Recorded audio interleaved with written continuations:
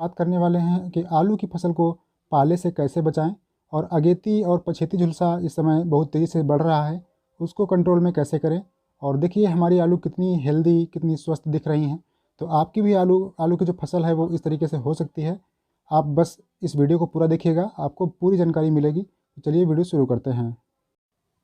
किसान भाइयों, आलू का जो अगेती झुलसा होता है वह अल्टरनेरिया सोलेनाई नामक कवक से फैलता है। पत्तियों पर छोटे छोटे गोल आकार के धब्बे बनते हैं। उनका रंग जो है भूरा होता है और बाद में जब रोग बढ़ जाता है तो उस समय उनका रंग काला पड़ने लगता है। यह रोग फसल जब 4 से 5 हफ्ते की होती है उस समय ज़्यादा लगता है। और जो पछेती झुलसा होता है वो फाइटोप्थोरा इन्फेस्टांस नामक कवक से फैलता है। इसे पाला रोग भी कहते हैं। किसान भाइयों, इन रोगों से, ये जो 2 रोग हैं, इन रोगों से फसल का सबसे ज़्यादा नुकसान होता है आलू आलू की फसल में। तो इससे होता क्या है कि आलू के जो कंद होते हैं उनका आकार छोटा रह जाता है और फसल जो है वो कमज़ोर दिखने लगती है। उनका जो पत्तियों से फोटोसिंथेसिस होती है, जो प्रकाश संश्लेषण होता है, वह कम हो जाता है।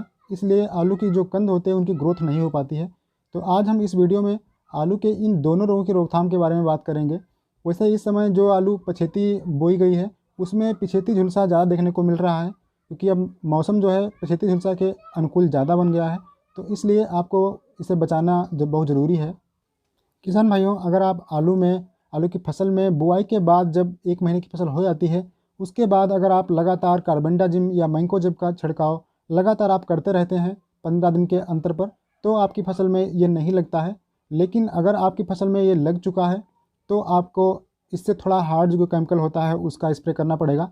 हम आपको बता रहे हैं ऐसा केमिकल जिससे आपको दोनों जो आपके जो रोग होते हैं अगेती और पछेती, अगर आप इसका स्प्रे करते रहेंगे और अपनी फसल में 2 से 3 बार अगर स्प्रे कर देंगे तो आपकी फसल में बिल्कुल भी ये रोग दिखाई नहीं पड़ेगा। तो चलिए आपको बताते हैं, आप नोट कर लीजिए। भाइयों, कभी कभी आलू की फसल में इस तरीके से पौधे सूखने लगते हैं। ये देखिए, इस तरीके से पौधे जब सूखते हैं तो यह झुलसा का संकेत नहीं है। इसमें क्या है कि नमी बहुत ज़्यादा मात्रा में है। आप देखेंगे ज़मीन की इस मिट्टी में तो नमी जो है बहुत ज़्यादा है। ऐसी कंडीशन आप अपने खेत में ना आने दीजिए। आलू की फसल पानी के प्रति बहुत ही संवेदनशील होती है, इसलिए इस अवस्था को अपने खेत में ना आने दीजिए और उसमें पर्याप्त मात्रा में नमी बनाए रखिए। ज़्यादा ना होनी चाहिए नमी।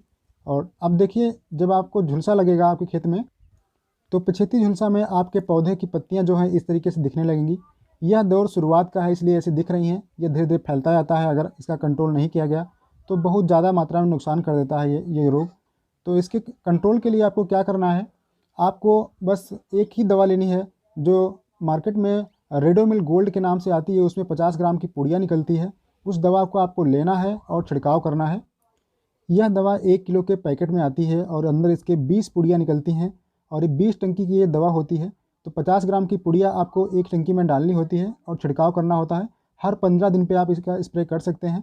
इसमें मेटालैक्सिल और मैंकोजेब बहुत अच्छी मात्रा में होता है, इसलिए यह बहुत इफ़ेक्टिव दवा है। यह दोनों रोगों का कंट्रोल अच्छे से कर लेती है। और अगर आपकी फसल में इस तरह के लक्षण दिखाई दे रहे हैं, पत्तियाँ जो है सिकुड़ रही हैं धीरे धीरे, तो फिर आपको 2 दवा स्प्रे करनी पड़ेगी।